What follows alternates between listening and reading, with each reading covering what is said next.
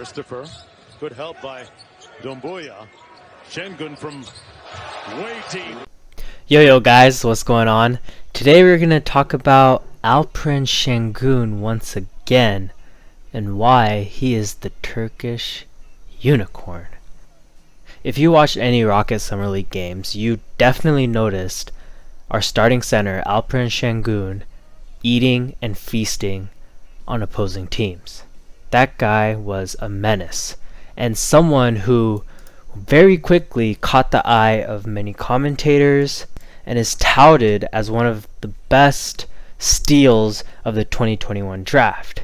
At this point in the process, he is a known commodity and people have realized that the Thunder kinda effed up in trading Alperen Sengun to the Rockets. Now, why is it that Alperen Sengun was able to catch the attention of so many people in such a short period of time? That's what we're going to get into. For me, one of the first things I noticed about Alperen was his toughness and his mentality. Considering he came from a league of grown men, especially in Turkey, one thing is for sure is that when you play as a big over there, you're playing in the trenches. A lot of people said that Alperen's game is a throwback to old school basketball, and I completely agree, but it's not just his game, it's his mentality and the way he approaches the center position. He goes in with the mentality of being the toughest mofo on the court, and I completely love that about Alperen. He's not soft, he's ready to bang bodies down below, and he is really good at getting positioning using his lower body strength. We know all about Alperen and his ability on the offensive end. But what surprised most people, and honestly the reason he dropped in the draft, was because of his defensive concerns. But what he showed us in the Summer League is his fundamentals, timing, and natural instinct allow him to play defense pretty well against some of those types of players. For all of the concerns that Alperen Sengun had about his defense, he surprisingly averaged 3 blocks a game in the 4 games he played, averaged 1.5 steals per game, and the most important stat was his defensive rating was at 89.7, coming in lower than Usman Garuba's defensive rating, coming in lower than Scotty Barnes' defensive rating, and coming in lower than Evan Mobley's defensive rating, who is supposed to be a defensive stud. That being said, Alperen is not without his faults. There are still concerns if he can guard players like Curry and Cameron Payne, who have elite quickness and punish defenders for being slow-footed. Additionally, his shooting does need some improvements. It was very encouraging to see Alperen Sengun shoot roughly 38% from 3, but granted that was only at 2 threes per game, which is not a lot of volume for a good 3-point shooter. In the Turkish league, he shot roughly 81% from the free throw line, but in the Summer League, at roughly 7 attempts per game, he only shot 60%. But undoubtedly, and something that everyone has been focused on, is he has the touch to shoot. When you see him shoot, it's a very natural form. It doesn't feel rigid, it doesn't feel herky-jerky, it's super smooth, and you can easily see him becoming a knockdown shooter. This is going to be very essential for Alperen to master, because what we have noticed, he thrives off of fakes and uses fakes to get even easier buckets and more efficient buckets, which is why a lot of people love Alperen Sengun. Additionally, one of the more positive notes of Alperen coming into the draft was his touch. People love the fact that his touch was very nice around the basket, and it wasn't just a right hand dominant touch. His offhand, his left hand, was also very good. Because of that, he was able to pump right, pump left, and go right, or vice versa, and defenders really couldn't get a timing on when to jump and when not to jump. That being said, something I did notice about Alperen is he can still develop his post game, become much better in that specific facet of his game. The reason I say that is because I didn't see him attempt many hook shots, many low hook shots, sky hook shots, And the reason I say that he needs to develop that part of the game is because I think if he develops it, he can become even better at scoring the ball in the low post. If he's able to have these different varied type of weapons, when he goes up for a fake, it's going to be much more believable and the defender is going to jump much more easier.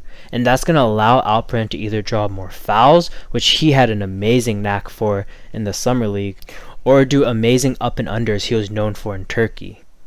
It is no secret that Alperen Sengun is one of the better passing big men that has entered this draft, but a lot of people have been saying that Evan Mobley has a similar skill set available to him, and I tend to disagree.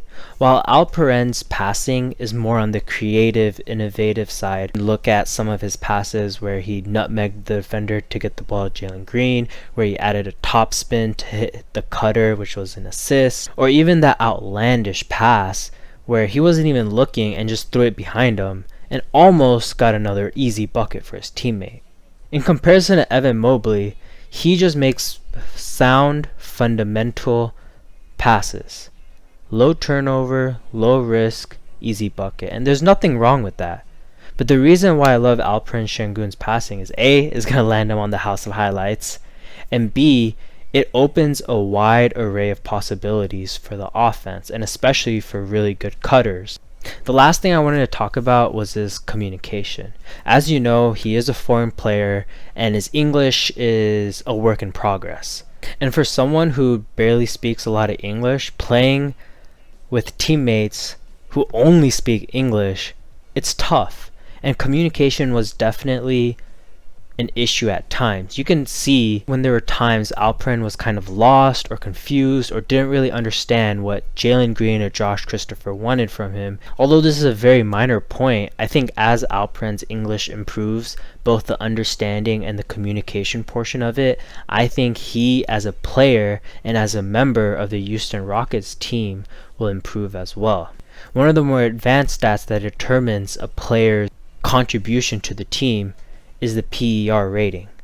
In the Summer League, Alperen had a PER rating of 26.31, while Evan Mobley had a PER rating of 9.51. The higher, the better, and in this case, Alperen Sengun is nearly tripling Evan Mobley's production. In comparison to some of the other top players, Cade Cunningham's PER was 20, and Jalen Green's PER was 28.7. The PER doesn't speak to why they were drafted when they were drafted, but it does show why Alp and Jalen Green are both ready to make a contribution in the NBA and do not need time in the G League. The reason why I call Alp the Turkish unicorn isn't the ability to be both a good defender and a shooter, which labels have been given to players like Kristaps Porzingis, but in my eyes it's offensively his ability to have an outside and an inside game that both work for whatever the team needs. I call him a unicorn because I think he could play in a very flexible role in Steven Silas's offense. He can be played both at the 4 and the 5, and he can do different things depending on who's playing with. If he comes off the bench with other bench players, he can be the focal point of the offense. If he plays with other stars, he can be a role player. His skill set and potential allow him to produce at a high efficiency no matter what. That's why he's the Turkish unicorn. Thank you for listening to my video. On the left hand side is a video about Scotty Barnes and why I think he's the face of the NBA. And on the right hand side is a more rocket based video and talks about Usman Garuba and why I think he is a clamp god. So what do you think? Do you think it's viable to call Alp the Turkish unicorn? How high do you think Alp's potential is?